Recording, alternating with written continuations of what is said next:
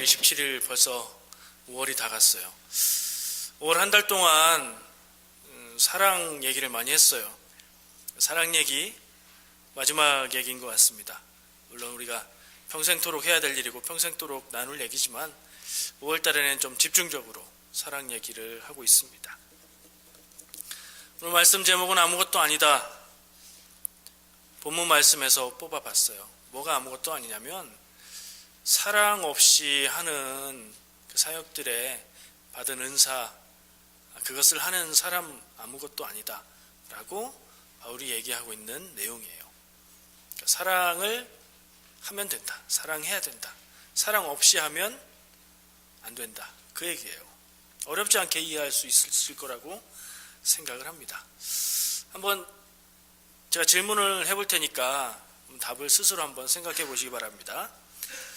여러분들 가운데 이런 거 있으세요? 다른 거는 내가 다 없어도 살 수 있는데 이거 없으면 난 못 살겠다 하는 거 하나만 고르라면 뭐가 생각나세요? 난 이거 없으면 못 산다, 남편 없으면 못 산다, 아내 없으면 못 산다, 이런 생각 전혀 안 하시는 것 같은 얼굴이신데요.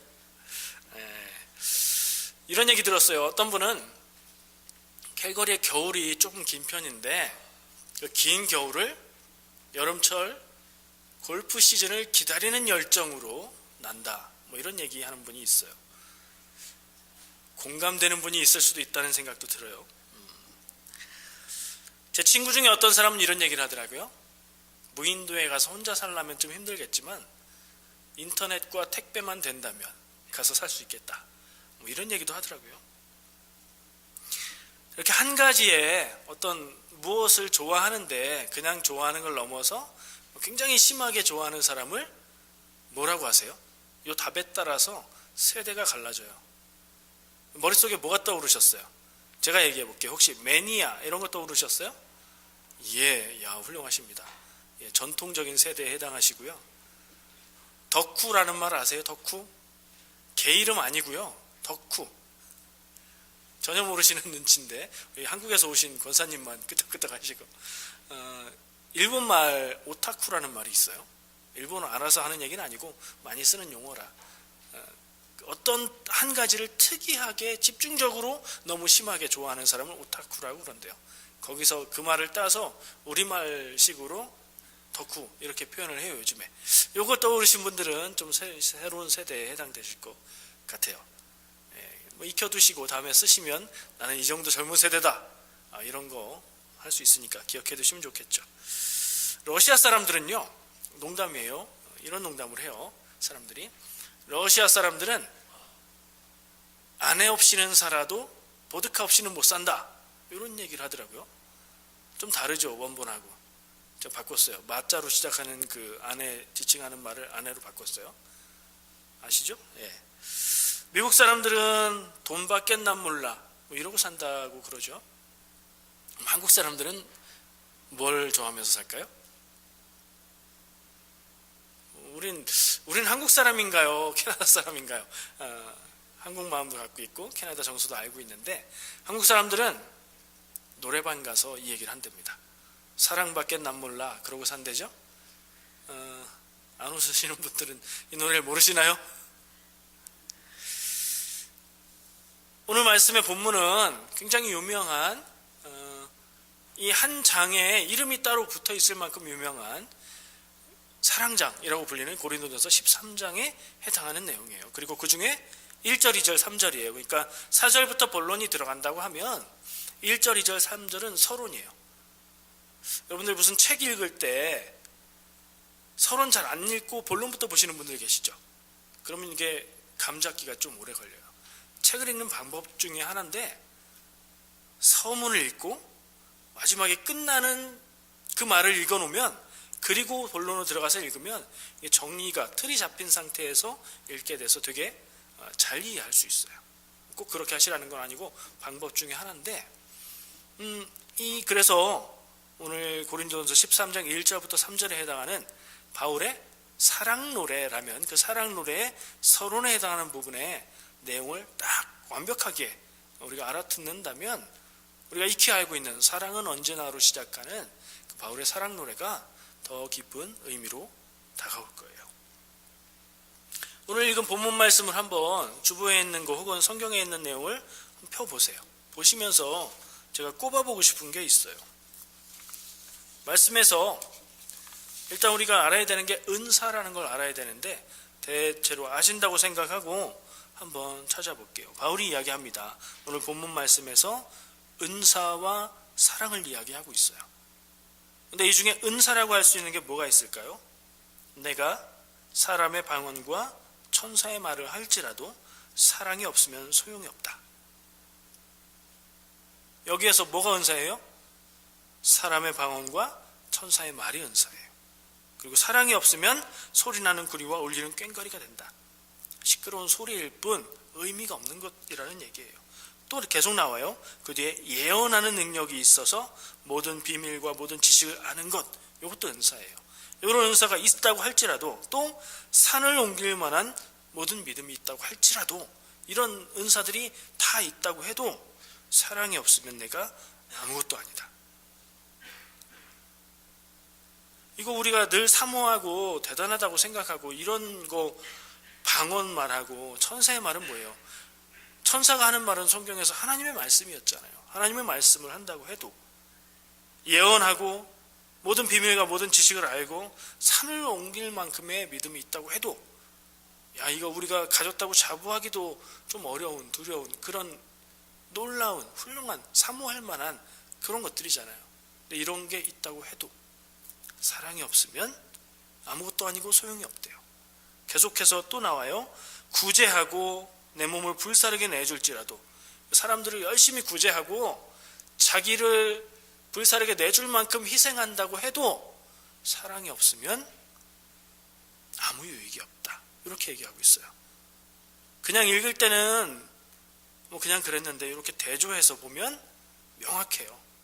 사랑과 은사들, 은사 여러 가지 얘기하고 있고 하나하나가 대단한 은사인데, 사랑이 있고 은사가 있을 때 여기서 이게 두 개 다 있어야지, 사랑이 빠지고 은사만 남으면 헛것, 있으나 마나한 것, 의미 없는 것이라는 얘기를 하고 있어요. 사실 이 얘기만 해도 우리는 충분히 바울의 마음을 이해할 수 있을 것 같아요. 근데 고린도 교회에 쓰는 편지잖아요. 고린도전서. 고린도 교회에 쓴 편지 중에 두 개가 성경에 남아있는데 그 중에 하나예요. 고린도 교회라는 곳에 편지를 쓰면서 바울은 왜 이런 사랑 얘기를 하고 있고 은사에 대해서 이야기하고 있을까요? 성경을 보면, 구조를 보면 그게 좀 드러나요. 12장에는, 지금 읽고 있는데 13장이죠? 그 앞장에는 은사에 대해서 이야기를 해요. 은사는 이런 것이 있고 이런 것이 있고 쭉 얘기하고 은사의 의미에 대해서 이야기를 해요. 그리고 13장에는 주제가 얘기했잖아요. 사랑이에요. 근데 이 두 장 사이에 연결해주는 중요한 말이 있는데 12장 끝에 가보면 더욱 큰 은사를 사모하라 라고 얘기를 해요. 은사들을 막 얘기하고 그것이 귀하다는 얘기를 한 뒤에 더욱 큰 은사를 사모하라, 그런 다음에 13장 사랑, 이렇게 되는 거예요. 그래서 바울이 이야기하고 있는 바에 따르면 사랑은 더욱 큰 은사예요. 이 앞에 있는 다른 많은 은사들보다 더 큰 은사예요. 은사는 뭐죠? 은사 우리가 많이 쓰는 말이잖아요. 근데 뭐죠? 라고 물으면 뭐라고 대답하시겠어요? 정리하실 수 있어요. 많이들 알고 계시는데, 은사는 단순하게 좀 간단하게 말해보면 하나님으로부터 받은 선물, 능력이에요. 근데 뭐냐면 교회를 위해서 그리고 하나님의 일을 위해서 사용할 수 있는 그런 능력이에요. 특별히 영적인 능력이라고 붙이기도 하죠. 교회에서는 이 은사라는 말을 많이 사용해서 조금 비슷한 의미의 말하고 섞었을 때가 있어요. 재능 있죠, 재능. 달란트라는 말로도 쓰는데 이 재능을 은사라는 말과 섞었습니다. 틀렸다는 게 아니라 그렇게 쓸 수도 있지만 굳이 구분하자면 좀 다를 수도 있다는 거예요. 재능은 날 때부터 타고난 그런 능력이고요. 은사는 사람이 믿음을 갖고 성령의 임재함을 입은 후에 성령님에 의해서, 성령을 통해서 나타나는 신앙적인 능력들이에요. 그래서 사도 바울은 여러 가지를 얘기하고 있어요. 그리고 그 목록에 꼭 들지 않더라도 교회 안에서 교회를 위해서, 그리고 하나님의 일을 위해서, 두 가지를 얘기하는 건 꼭 교회 안에만 한정된다는 얘기가 아니기 때문에 그래요. 하나님의 일을 위해서 일할 수 있는 그 능력이 은사예요. 고린도 교회는 이 은사와 어떤 관계가 있었을까요? 고린도 교회라고 얘기하면 우리가 막연하잖아요. 떠오르지 않잖아요. 잘 모르는 데니까. 고린도라는 곳에 교회가 있었어요. 바울이 그곳에서 전도하고 개척해서 세운 교회예요. 그 교회를 향해서 사랑하는 마음으로 또 애타는 마음으로 써보낸 편지예요. 그들에게 어떤 상황이 있었던 거예요. 무슨 상황이 있었을까요? 바로 이 교회에 은사는 넘쳤는데 사랑 없는 은사들이 있었던 거예요. 이게 이 사람들이 문제가 있어서, 이 사람들이 나빠서가 아니에요. 사랑으로, 사랑의 마음으로 하나님의 사랑을 힘입어서 은사를 가지고 우리가 사역을 해요. 일을 해요. 그러다가도 어느 순간 그 사랑이 빠져버릴 수 있어요.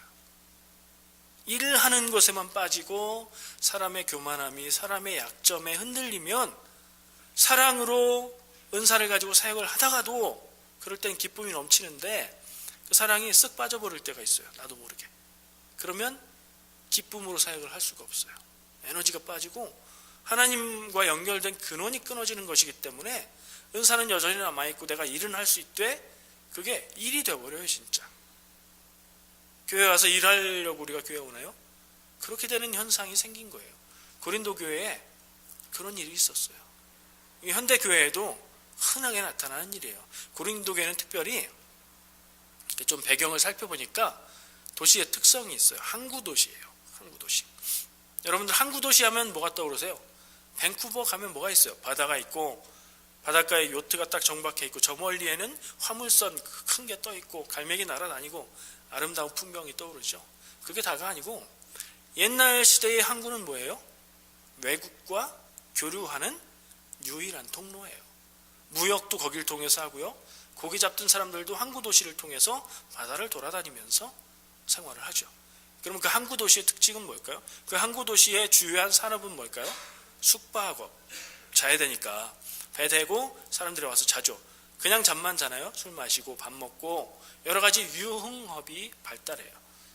도시 자체가 그런 사람들에게 많이 의존해 있고 그런 산업이 발달하고 그러다 보니 도시가 차분하고 좀 지적이고 뭐 그런 분위기하고는 먼 거예요.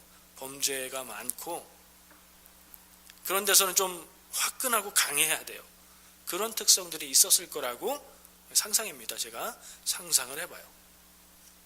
그런 도시의 사람들에게 바울은 전도를 했고 그들에게 철학과 하나님의 말씀과 복음을 차분하게 설명해서 전도하는 것이 아니라 성령으로 인한 능력을 나타냄으로써 전도하는 것으로 그들을 전도를 한 것 같아요.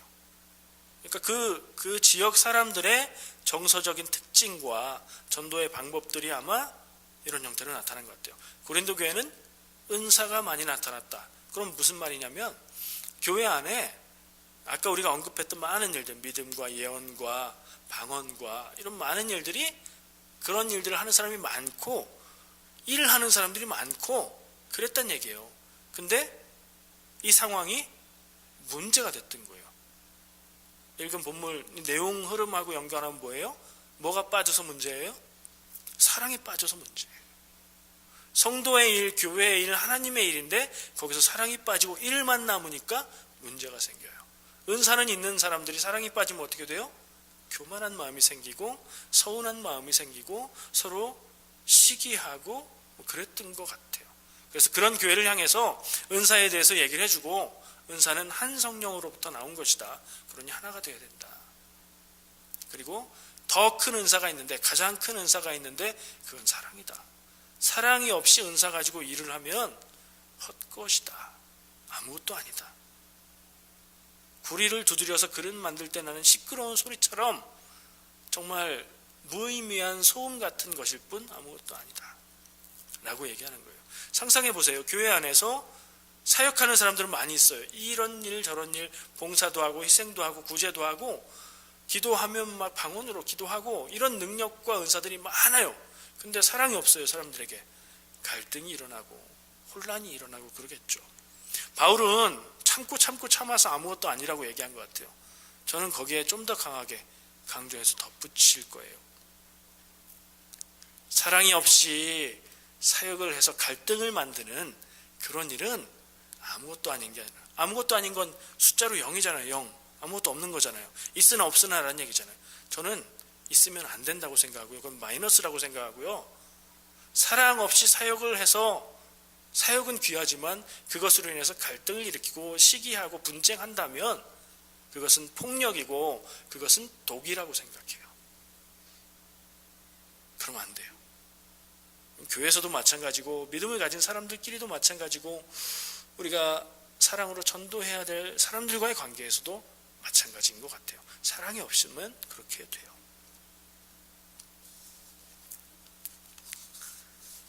부정적인 현상만 볼 필요는 없는 것 같아요. 어떤 교회에 그런 모습이 있다. 바울이 이렇게 애끓는 사랑의 마음으로 이런 권면의 편지를 썼어요. 그분들이 편지를 보고 다시 사랑을 회복하고 아름다운 모습이 되면 되는 거죠. 그런 교회가 있어요. 그렇다면 사랑을 회복하고 더 아름다운 모습으로 나가면 되죠. 왜냐하면 은사가 넘치는 곳에는 하나님을 사랑하는 마음도 있는 것이고 신앙의 열정도 있는 것이기 때문에, 근데 사랑이 빠졌다는 건, 사랑이 없이 그런다는 건 가장 중요한 기본 틀, 그 동기, 왜 그걸 하느냐, 이게 없어진 거기 때문에 그것만 회복하면 큰 힘이 생기는 거죠. 마이너스 1에서, 제가 마이너스라고 표현했죠. 마이너스 1에서 이게 반대로 가면, 1만큼 반대로 가면 차이는 몇이에요? 2의 차이가 나죠. 마이너스 1에서 1까지 가면. 그러니까 이 사랑이 빠진 은사의 역사들, 어려움들이 마이너스 1이라면 사랑을 회복하면 0으로 가는 게 아니라 1만큼 가는 거예요. 더 큰 회복이 있는 거예요. 사랑하면서 사역하는 그 은사야말로 너무너무 귀한 거예요. 그러니까 이게 기본인데, 그렇지 않은 상황이 되어서 갈등과 시기가 있다면 우리 안에 사랑이 있는가, 내가 사랑의 의도로 은사를 가지고 사역하고 있는가를 점검해 봐야 되는 거죠. 한마디로 말하면 사랑이 최고라는 거예요. 당연한 말이에요. 그리고 사랑의 노래, 우리가 알고 있는 사랑은 언제나 오래 참고, 이렇게 시작되는 사랑의 노래를 쭉 얘기하고 나서 13장 13절에 보면 지난주에 말했던 표현인데 보석 같은 표현이 또 나와요. 아시는 말씀일 거예요. 믿음, 소망, 사랑이 세 가지는 항상 있을 것인데 그 중에 제일은 사랑이라. 지금 사역하는 것, 그리고 은사, 그리고 사랑이 없는 현상, 그것에 대해서 얘기했고 사랑이 있어야 된다라고 얘기한 다음에 믿음, 소망, 사랑 세 가지는 영원한 가치라는 거예요. 늘 언제나 있는 영원한 가치인데 그 중에서도 제일은 사랑이다 라고 얘기를 하는 거예요. 또 이 13장 8절에서 10절까지의 내용을 보면 이런 얘기가 나와요. 예언도 방언도 지식도 이런 은사들에 대한 얘기를 하면서 이것들이 다 패한다, 이것들이 다 없어질 거다. 언제요? 하나님의 때가 되면, 하나님 나라가 임하면, 우리가 하나님 나라에 거할 그때에는 이 은사의 일들은 다 필요 없는 것이 된다. 왜요? 은사가 귀한 거라고 했잖아요. 은사 자체가 하나님 나라를 위한 것이기 때문에 하나님 나라가 이루어지면 그때부터는 필요가 없는 거죠. 그런데 사랑은 끊어지지 않는다. 사랑은 영원하다 라는 얘기예요. 무슨 추상적인 가치인 것처럼 자꾸 얘기를 해서 이게 손에 안 잡히는데 우리들 마음속에 있는 사랑을 이야기하는 거예요. 하나님을 사랑하는 마음, 내 배우자, 내 가족, 나의 영적인 가족들, 내 곁에 있는 이웃들을 사랑하는 그 사랑은 없어지지 않는 영원한 가치이며, 영원한 가치, 믿음, 소망, 사랑 가운데서도 제일 귀한 것이다. 왜요? 하나님이 사랑이시기 때문에. 그 얘기를 하고 있습니다. 여러분들 다 아실 거예요. 사도 바울은 결혼을 했어요, 안 했어요? 결혼 안 했어요. 독신이었어요. 그래서 그 스스로도 결혼에 대한 얘기도 해요. 결혼 안 한 독신의 사람이 와, 무슨 이런 사랑 얘기를 이렇게 많이 이렇게 할까? 완전 이 얘기들만 보면 요즘에 이런 표현도 많이 쓰죠. 사랑꾼이에요, 사랑꾼. 근데 사랑하는 가족, 아내를 사랑하는 사랑꾼이 아니라 이런 사람은 뭐라고 해요? 교회와 결혼하고 예수님과 결혼했다. 마치 나는 조국과 결혼했어, 나는 일과 결혼했어, 이런 것처럼. 그런 바울의 사랑 노래. 근데 거기엔 하나님 사랑이 있고 하나님이 자기를 사랑했던 것이 들어있고 하나님의 사랑을 통해서 그 마음 가지고 사람을 사랑하고 이웃을 사랑하고 그래서 복음을 전하는 그런 얘기들이 들어있죠. 믿음 안에서 하나님 안에서 사랑. 바울이 말하는 사랑은 그런 사랑인 것 같아요. 사랑이 다 같은 사랑은 아니죠. 근데 사랑하면 우리는 마치 교회에서 이야기하는 사랑과 가요와 영화와 수많은 문화의 주제가 되는 사랑과 말은 똑같은데 다른 사랑인 것처럼 느껴지는 그런 현상처럼 우리 안에는 사랑이 여러 가지가 들어있어요. 사랑 구분할 수 있죠, 여러분. 뭐 배우셨어요?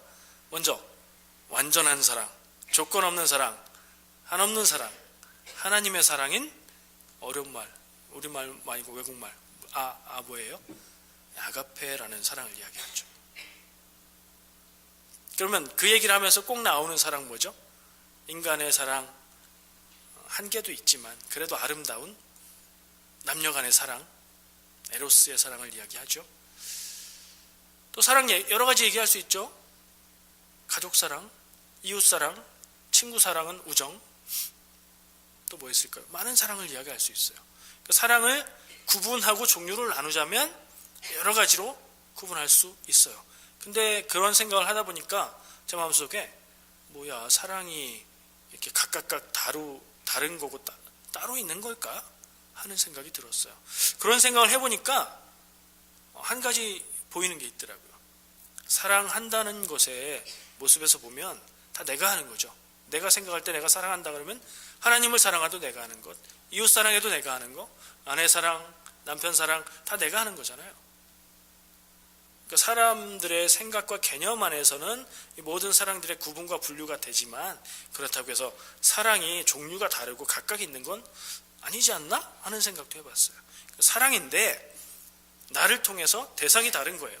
하나님을 사랑할 수도 있고 친구를 사랑할 수도 있고 가족을 사랑할 수도 있고 내 안에 있는 사랑이 누구를 향하느냐에 따라서 다르게 나타나는 거예요. 근데 내 안에 있는 사랑이 작으면 그 사랑이 작을 거고 내 안에 있는 사랑이 크면 그 사랑도 클 거고 내 안에 있는 사랑은 사랑인데 좀 부족하거나 삐뚤어졌거나 병들었으면 그런 모습으로 나타나겠죠.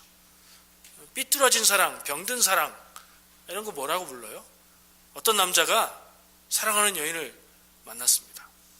사랑하는 여인인데 그 여인은 사랑이 식었는지 조건이 안 맞는지 무슨 일이 있는지 우리 그만 만나 헤어져 이럽니다. 차에 태우고 이 사람은 광란의 질주를 막 하면서 너 나랑 결혼 안 해주면 죽을 거야 하는 그런 사랑. 좀 삐뚤어진 것 같죠. 좀 부족한 것 같죠. 사랑은 사랑이라고 할 수 있겠는데 좀 못난 사랑이에요. 근데 그 사람이 가지고 있는 사랑이 못났고 부족하고 삐뚤어져서 그렇겠죠. 그러면 애인 사랑만 그렇게 할까요? 가족 사랑도 하나님 사랑도 다 그게 영향이 있을 것 같아요. 부족한 사랑, 삐뚤어진 사랑이 내 안에 있으면 어떻게 해야 될까요? 온전한 사랑으로 회복해야겠죠. 하나님께 맡기고 하나님께 그것을 기도해야 될 거고 하나님 안에서 하나님의 완전한 사랑을 경험하고 그 사랑 안에서 끊어지지 않고 그러면 우리가 누구를 사랑해도 아름다운 따뜻한 온전한 사랑을 할 수 있지 않을까 그런 생각까지 해봤어요. 우리 안에 있는 사랑이 어떻게 다른 대상을 사랑하는 것이 가능할까? 나는 사랑하려고 하지만 내 마음 안에 있는 사랑의 마음은 진심이지만 그 사랑을 행동으로 말로 할 때는 우리가 잘 표현이 안 될 때도 있고 좀 삐뚤어진 모습으로 나타날 때도 있고 좀 모자라게 나타날 때도 있잖아요. 근데 잘 사랑하고 싶다면 그리고 내 안에 있는 사랑이 거짓이 아니라면 어떻게 온전해질 수 있을까? 하나님 안에 거하는 거, 하나님의 사랑을 늘 경험하는 거, 그리고 그 하나님의 사랑에서 끊어지지 않는 거, 그 상태를 유지하는 거, 그게 중요하지 않나 생각을 해봐요. 또 다른 생각이 하나 들었어요. 이 사랑에 대해서 읽고 묵상하고 생각하고 말씀 준비하면서 전혀 다른 말씀이 하나 떠올랐어요. 창세기에 표 보시려고요? 표 보지 마시고 한번 생각해 보세요. 창세기 1장 무슨 얘기가 있죠? 창조 이야기가 있죠. 천지 창조. 하나님이 하늘과 땅을 창조하셨어요. 온 우주 만물을 창조하셨어요. 그 중에 26절에서 28절 말씀, 뭘 창조하셨을까요? 사람을 창조하신 얘기예요. 자, 그 부분을 읽어볼게요. 어떤 특징이 좀 있어요. 하나님이 이르시되 우리의 형상을 따라 우리의 모양대로 우리가 사람을 만들고 그들로 바다의 물고기와 하늘의 새와 가축과 온 땅과 땅에 기는 모든 것을 다스리게 하자 하시고, 하나님이 자기 형상 곧 하나님의 형상대로 사람을 창조하시되 남자와 여자를 창조하시고, 하나님이 그들에게 복을 주시며 하나님이 그들에게 이르시되 생육하고 번성하여 땅에 충만하라. 땅을 정복하라. 바다의 물고기와 하늘의 새와 땅에 움직이는 모든 생물을 다스리라 하시니라. 어떤 특징이 있어요? 반복된 게 있어요. 여러 번 나온 것. 굳이 따지자면 4번, 크게 보면 2번. 2절에 한 번씩 나왔던 내용. 우리의 형상을 따라 만들자. 사람을 창조하시는데 하나님이, 이 우리라는 말은 복수로 되어 있어서 우리라고 번역이 된 거예요. 그리고 이 말을 근거로 삼위일체 교리를 이야기해요. 왜 우린가 싶으실까봐 넘어가고, 하나님이 하나님의 형상을 따라 만들자고 얘기를 하셨고, 그 다음에 하나님이 사람을 창조하시는데 하나님의 형상을 따라 만드셨다라고 기록이 되어 있어요. 이 하나님의 형상, 우리가 하나님을 닮은 것 무엇일까요? 뭐라고 배우셨고 뭐라고 생각하고 계세요? 하나님이 사람처럼 이렇게 생기셨다, 모르죠. 그럴 수도 있죠. 근데 하나님은 형상이 있다라고 말하기에는 좀 안 맞는 것 같기는 해요. 벌써 하나님이 사람을 창조하시되 남자와 여자로 창조했다. 남녀는 생긴 게 많이 다르잖아요. 생긴 모양 얘기하는 것 같지는 않은데 뭘까요? 재미있는 얘기 하나 해드릴게요. 들어보셨을지도 몰라요. 근데 제 생각엔 거의 못 들어보셨을 것 같아요. 이 사람 안에 있는 하나님이 하나님을 닮게 만드신 하나님의 형상, 그러니까 우리가 하나님을 닮은 것, 그게 뭔가에 대한 질문에 유대교에서는 이렇게 대답한대요. 창조의 능력이다. 들어보셨어요? 우리가 인간이 하나님을 닮은 것은 창조의 능력이다. 저는 그 얘기를 처음 들을 때 되게 신선했어요. 왜냐하면 유대교의 해석이니까 교회 해석하고는 좀 다른 거예요. 유대교는 구약 안에서, 구약 성경 안에서, 그리고 자기 민족의 전통 안에서 그걸 해석하니까 좀 다른데 그것도 맞는 것 같다. 왜냐하면 가만히 생각해 보면 동물들이 집까지는 짓는데 무슨 기계를 만들든가 책을 쓴다든가 그렇게는 안 하잖아요. 하나님이 인간에게, 하나님이 온 우주 만물을 창조하시고 인간에게 창조의 능력을 주셔서 새로운 것을 만들고 그렇게 할 수 있게 하셨다는 얘기, 그럴듯하네. 되게 신선하게 들렸어요. 교회에서는 좀 다른 얘기들을 많이 하는데 이 얘기 저 얘기를 많이 해요. 그래서 이게 정답이다라고 얘기할 수 있는 건 없는 것 같고, 그래서 저도 하나 생각해 봤어요.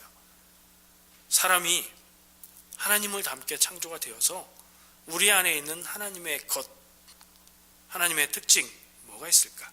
뭐 얘기할 것 같으세요? 한 달 동안 내내 얘기하고 있는 주제잖아요.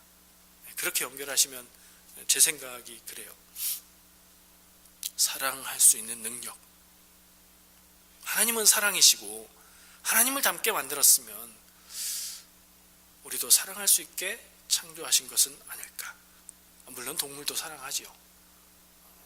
자기 새끼를 사랑하지요.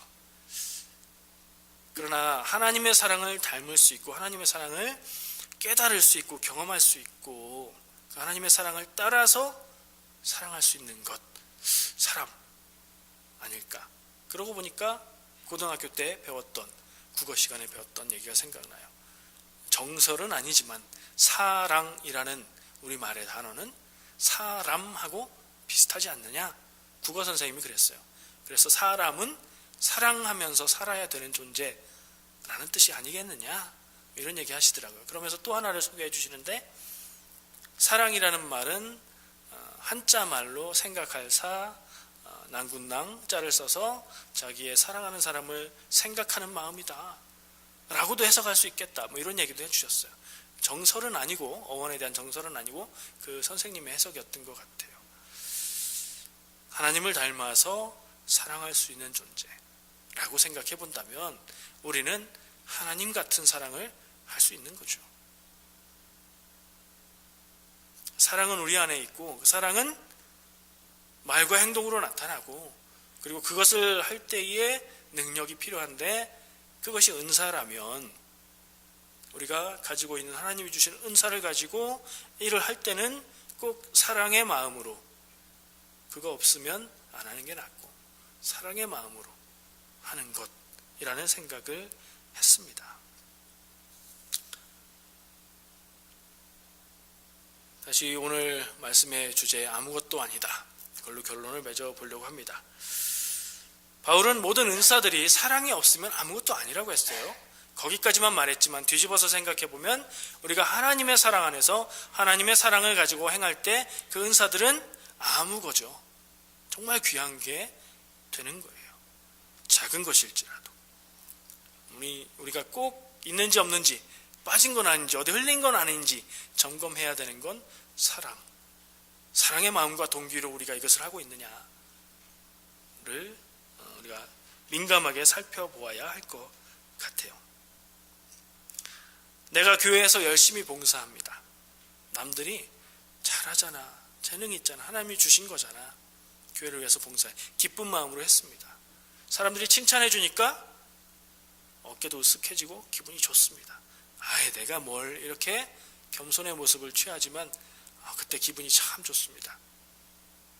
계속 하다 보니까 사람들이 당연한 줄 알고 당연하게 생각하고 한 번 잘못했거나 한 번 안 하거나 못하고 그러면 나한테 막 뭐라고 합니다. 서운한 마음이 듭니다. 이게 우리가 늘 겪는 현상인 것 같아요. 저도 조금 여러분들하고는 다르시겠지만 대학교 가서 신학생으로 교회에서 사역하면서 늘 겪었던 일들이에요.